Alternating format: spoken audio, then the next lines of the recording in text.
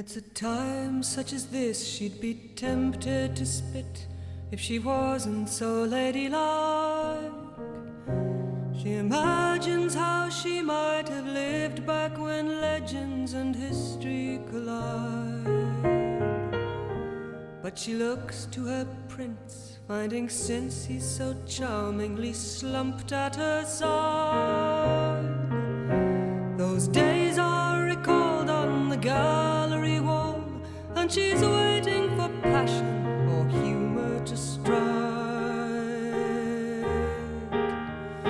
What shall we do? What shall we do with all this useless beauty? All this useless beauty. Good Friday arrived, the sky darkened on time, till he almost began to negotiate. And she held his head like a baby and said, "It's okay if you cry." Now he wants her to dress as if you couldn't guess. He desires to impress his associates, but he's part ugly beast and Hellenic deceased, so she finds that the mixture is hard to deny. What shall we do? What shall we do with all this useless beauty? All this useless beauty. She won't practice the looks from the great tragic books that were later defaced, disgraced celluloid.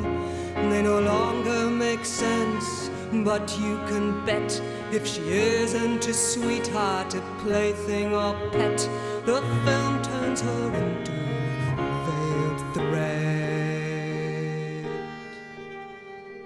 Nonsense prevails, modesty fails, grace and virtue turn into stupidity, while the calendar fades, almost all barricades to a pale compromise.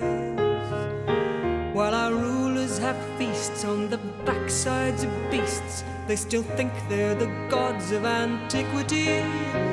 If something you missed didn't even exist, it was just an ideal. Is that such a surprise?